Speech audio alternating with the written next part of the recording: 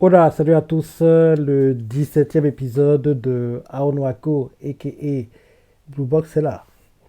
Allez, on y va. Ah oui, on s'est arrêté quand elle fait comprendre que qui n'est pas intéressé par elle. Donc, Shiratsu a la voie ouverte pour elle. Jusqu'ici, Shiratsu pense qu'ils sont en couple, hein.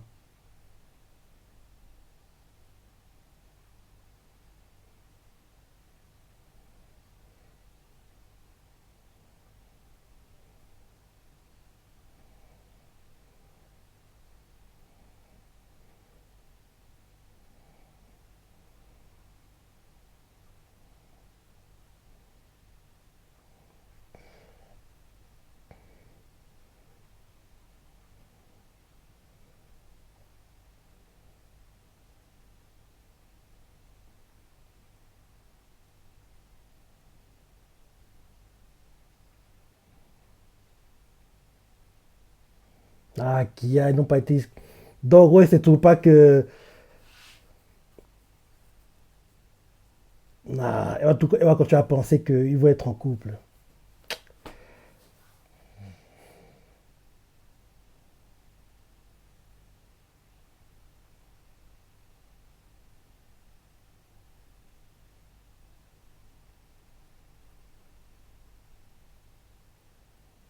Vous comprenez? Ouais, moi qui pensais que cette discussion aurait plus d'impact, mais ouais, elle n'était pas vraiment utile, hein, dans le fond. Donc tout se suspense pour ça, parce que le clip semblait intéressant la semaine dernière, mais là, quand tu vois la suite, il servait à rien en fait. Quand je regarde Blue Box, je passe mon temps à me plaindre. Je passe mon temps à me plaindre.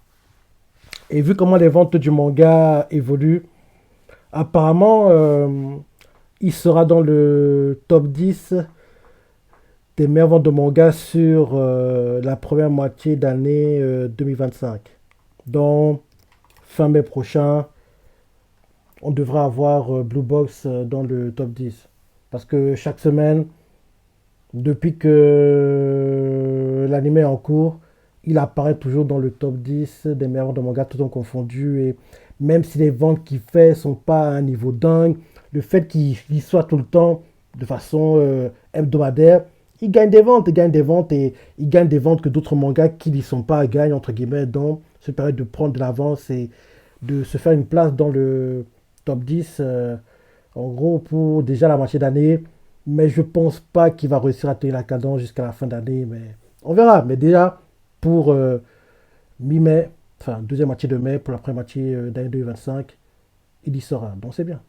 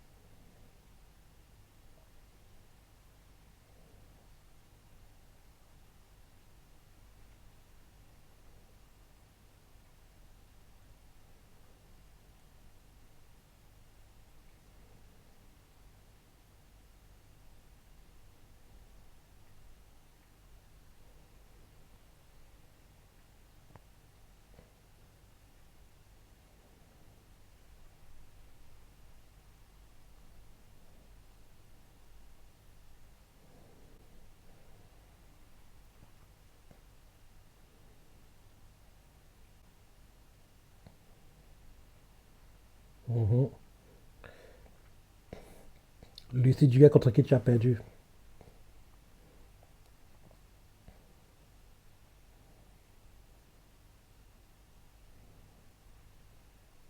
Inter, aïe.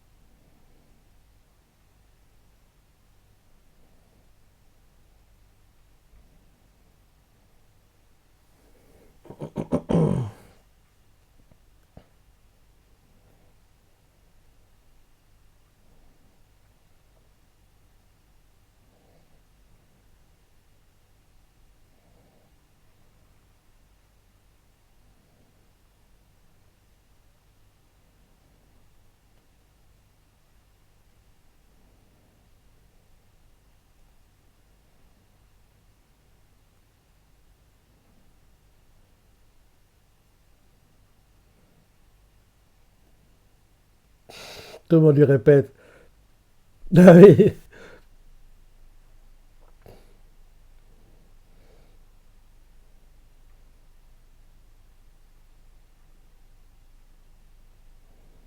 Elle est directe. Hein. T'as qui? Inspire-toi d'elle. Sois direct avec Chinatsu aussi.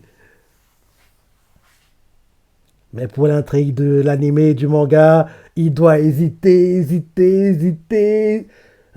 Hésite pas trop non plus, voyons.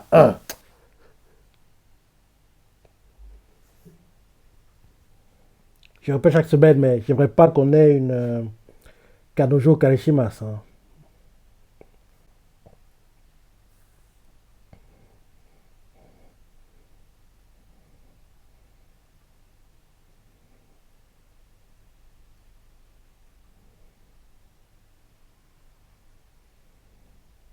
Dans la classe. Hein.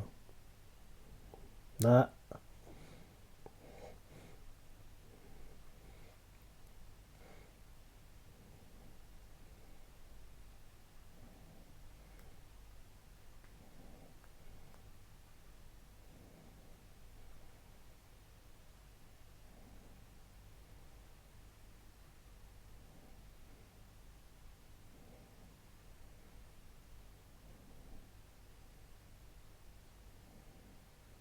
Mmh.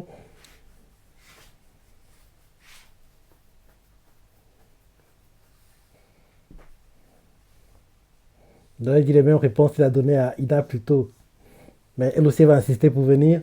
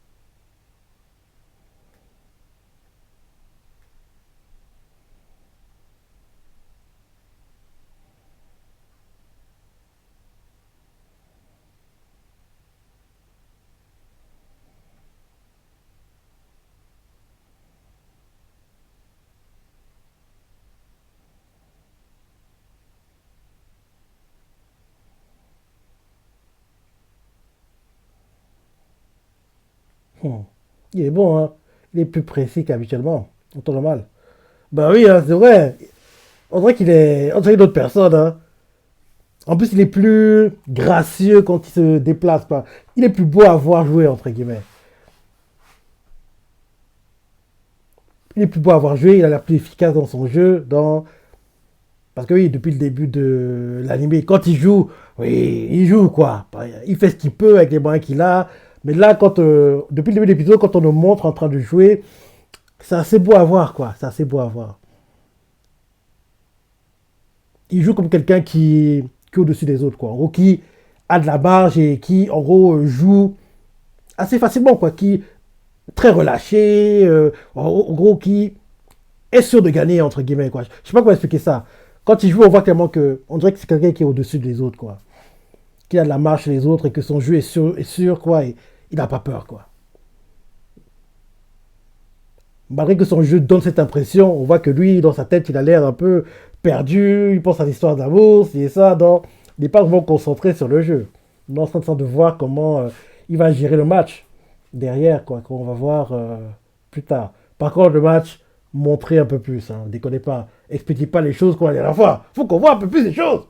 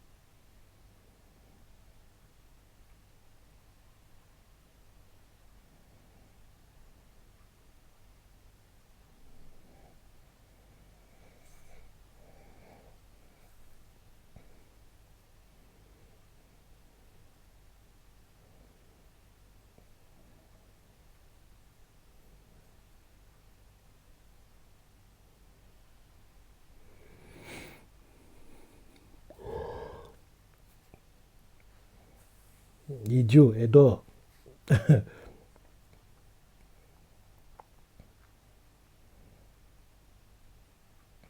Ah oui, c'est vrai, j'y pensais plus. Il y aurait une pièce de théâtre bientôt. Et si je me trompe pas, la classe de Shiratsu fait un maid au café. Un café, quoi, en gros, avec des filles habillées en soubrette, un truc comme ça. Je crois que c'est ça, ouais. Ah,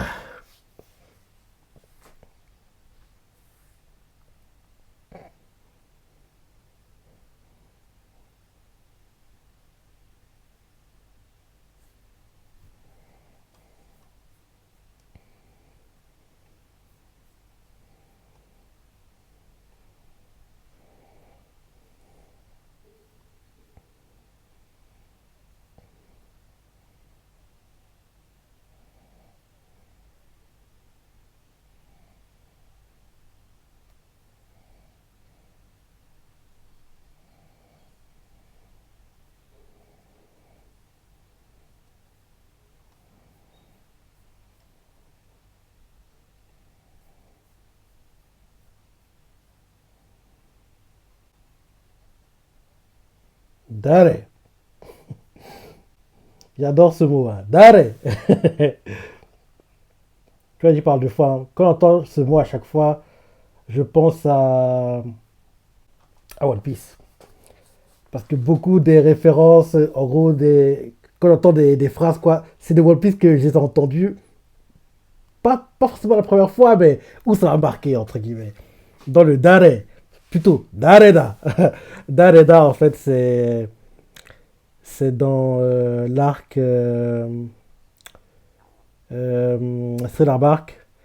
Thriller Bark, et c'est en gros la scène qu'on nous montre quand Kuma arrive pour la première fois, arrive en fait sur l'île Srinabar, quoi. Il va voir Moria, si ça peut expliquer en gros ce qui arrive à Ace, comme quoi Ace a été battu par Barbe Noire et qu'il était envoyé à Impel Down. Mais nous, à l'époque, on ne savait pas tous les détails de pour l'Impel Down, comment on savait que Ace avait perdu enfin, on n'a même pas vu on n'a même pas vu la fin du combat, en fait, hein. On a vu les deux qui se clashent, quoi. Ace qui fait en gros, le soleil de flamme, et Barbe Noire qui fait la boule, en gros, d'obscurité, et les deux entrent en collision. On n'avait pas vu les conséquences du combat, mais vu ce que la voix disait, elle nous faisait comprendre comme quoi, et ça avait perdu le combat. Donc, parenthèse fermée, en gros, quand Kuma va là-bas pour annoncer ces nouvelles-là en gros, à Moria, quoi. Donc, quand elle arrive, il se téléporte sur le Sunny. Et quand il se téléporte sur le Sunny, c'est le moment où Perona vient de voir, en gros, le gars qui avait le fruit de l'invisibilité que maintenant a Shiryu, quoi. En gros, venait de perdre contre Sandy. Elle a vu la fin du combat. Elle qui venait juste de perdre justement contre Usopp en plus. Elle s'est dit, trop c'est trop. Moria va perdre. L'équipe va être en gros laminée, quoi. Faut que je sauve ma vie. Et là, il commence à mettre des provisions, à prendre des provisions pour les mettre sur ce lit et préparer son départ. Et quand en gros, elle est en train de mettre les provisions sur le Sunny, elle disait des zombies, quoi, pour déplacer les choses, quoi. Et deux d'entre eux, déplaçant des provisions, ils marchent, ils marchent, ils marchent. Et d'un coup, ils voient qu'il y a une grosse ombre qui est face à eux. Et à un endroit, ils passent sans savoir d'ombre, entre guillemets. Et ils déplacent, ils font, Dareda, mais zombie là. Ils font, t'es qui toi? T'es pas un zombie? Coco dessus, en gros, ça fait comme ça. Dareda, mais zombie janena. Coco dessus, tegetsu te shagate. Kumamite na yaro dana. En gros, il fait, t'es qui toi? T'es pas un zombie? Qu'est-ce que tu fais ici? Mais t'es immense, tu ressembles à un ours. Et là, Kuma leur fait, hein? Un ours, hein? Et là, derrière, il leur demande si vous pouvez voyager, où vous aimeriez aller, si et ça. Et on ne montre pas les conséquences de cette question. C'est l'épisode suivant qu'on nous montre, en gros, qu'il refait la même question à Perona, quand Perona, en gros, le voit. Et il apparaît devant Perona d'un coup. En gros, la suite de la scène, quoi, entre guillemets. En gros, il apparaît devant Perona. Et Perona demande, est-ce que tu sais où est Moria? Et là, Perona ne veut pas répondre, si et ça. Et là, Kuma sort sa Bible, mais maintenant, on sait tous que c'est en fait un un guide touristique, entre guillemets, pour sa fille. Donc, en gros, il sort sa Bible et il regarde en gros les différents endroits. Il pourrait envoyer Perona. Quand Perona fait oui, j'aimerais aller dans une île assez sombre, lugubre, où il y a un château à tenter, où je peux être toute seule. Et là, il regarde, il tourne les pages, il fait ah, ok, là. Et là, donc, oh, bim, il envoie voyager, quoi. Elle disparaît, ça choque tout le monde. Et Nami a assisté à cette scène-là. Donc, en gros, quand il finit son combat contre Moria, Nami est au courant qu'il y a un autre Shichibukai sur l'île, mais l'euphorie de la fête, de la joie, elle oublie que il n'y a pas que Moria, il y a un autre qui est là. Donc, en gros, tout ça pour dire que le Dareda me fait tout penser à la scène où Kuma apparaît sur le Sunny et on voit voyager les zombies qui lui font Dareda, mais zombie là, kokuna desu, tegetsu techagate, Kuma mitena yarodana. Voilà. Donc, en tant Dareda, je pense toujours à cette scène, quoi, parce que c'est une scène qui m'a marqué. Je sais pas pourquoi elle m'a marqué d'ailleurs, mais elle m'a marqué.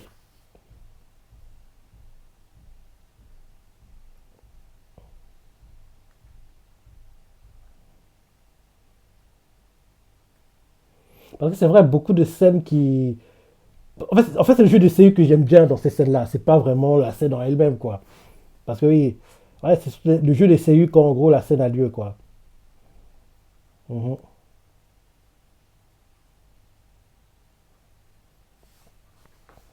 Ouais, parce que beaucoup de scènes dont je me rappelle, quoi, elles viennent toutes de One Piece, hein, bizarrement. Bizarrement. Alors qu'il y a plein d'autres animés que j'aime bien, mais One Piece, c'est une place spéciale pour moi.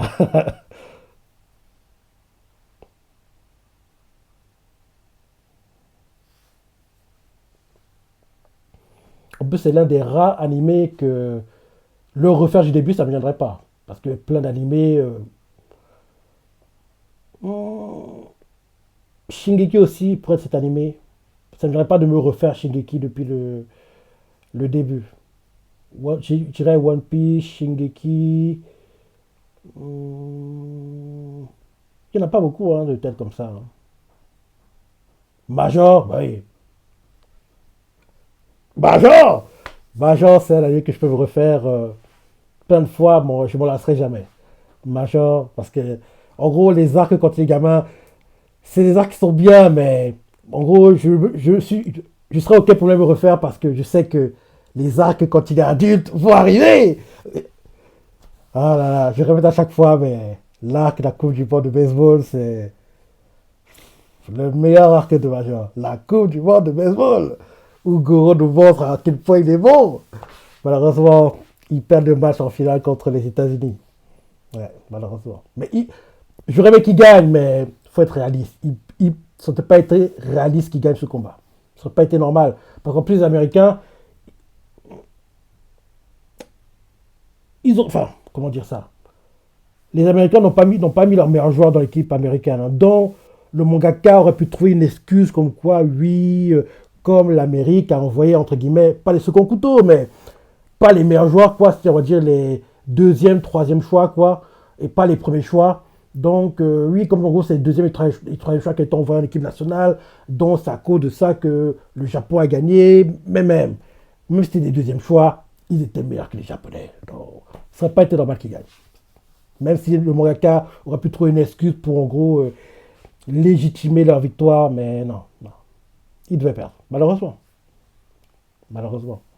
Et ce qui est bien dans Major, c'est que même si Goro ne gagne pas les Goshen, les compétitions, si et ça, le manga et l'anime sont toujours intéressants, quoi. Parce que la seule compétition qu'il a gagnée, c'est les seules. C'est une fois les World Series et une fois le championnat de Minor League. Donc, c'est deux seules compétitions que Goro a gagnées de tout le manga. En gros, le Koshien, chaque année qu'il ait participé, il n'a pas gagné. Bien sûr, les compétitions en, en collège non plus, il a pas gagné. Aux États-Unis, il n'y a que le championnat de Minor League qu'il a gagné. Et bien sûr, une fois les World Series, quoi. World Series, il les gagne, je sais pas, peut-être 10 ans après que sa carrière soit lancée, 10 ans peut-être après la Coupe du Monde de baseball, hein, peut-être 10 ans après, hein. Donc il a déjà des enfants, même que pendant le match des World Series, sa femme est enceinte et se peut d'accoucher, quoi. Donc, ouais. Donc il est un peu dispersé, penser à son futur enfant, penser en même temps au match important des World Series. C'est... Ah, Major, c'est tellement bien. C'est tellement bien.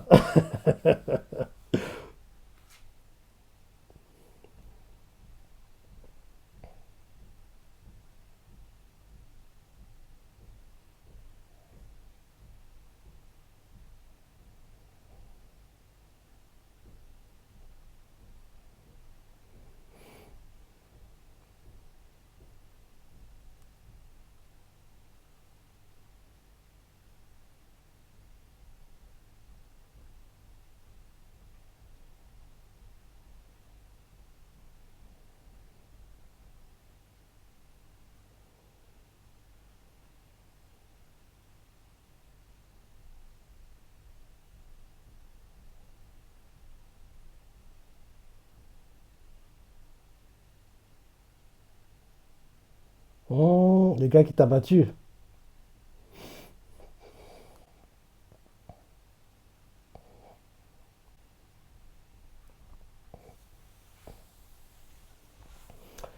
Ouais, comme d'hab, hein, les épisodes sont... Il manque un truc, hein, je trouve, aux épisodes de Aono Ako. Hein. Il manque un truc. Il manque un truc. C'est le fait que l'histoire d'amour n'avance pas des masses qui... Ouais, je pense que ça doit être ça. Ils ne font même pas semblant, ils nous disent même pas que peut-être ça va... Non, même pas. On stagne, on fait du surplace. Parce que même si je me plains beaucoup de Kanjo Kashimas, au moins le mangaka nous fait croire, il nous fait croire que l'histoire va avancer. Ça n'avance pas, bien sûr, mais il nous fait croire. Alors que là, dans Anohako, il nous fait rien croire du tout. Hein. On fait du surplace. Il nous dit clairement, rien ne va bouger. Donc, ouais, c'est peut-être ça en fait. Parce que je trouve qu'il manque un truc. Et là, bientôt la fin de la saison, hein, 17e épisode. Et vu comment ça avance, je ne les vois pas être en couple à la fin du cours, fin mars prochain. Parce que là, on peut déjà dire qu'on est en février, que le prochain épisode sera en février. Donc, ouais, ça va vite passer. Hein. Je me dis qu'à la fin de à la fin de la saison, j'irai voir la page Wika pour savoir si c'est en couple ou pas. Parce que, oui, j'aimerais savoir, mais ça ne presse pas, entre guillemets. Fin du ending, et comme d'hab, pas de preview. Ça ne presse pas, entre guillemets. Mais je me dis que j'irai voir à la fin de la saison, quoi, donc fin mars prochain. Pareil pour Only Soda. Dès que les derniers épisodes de la saison 1 se terminent, j'irai voir en gros la page Wika pour savoir si dans le manga, les persos sont en couple ou pas. Mais je me dis que pour Aono Ako, il devrait être en couple hein, quand même. Parce que ça fait quand même un moment que le manga est en cours. Ouais, il devrait, j'espère. Parce que s'ils ne sont pas en couple, il faut comprendre par là que on est en train de revivre une Kanojo Kaneshimas. Dans moyennement plus l'épisode, on va dire. Ouais, ouais, ouais. Toi, tu en as pensé. Les parties à préférer. Laissez des commentaires, likez. Allez, salut.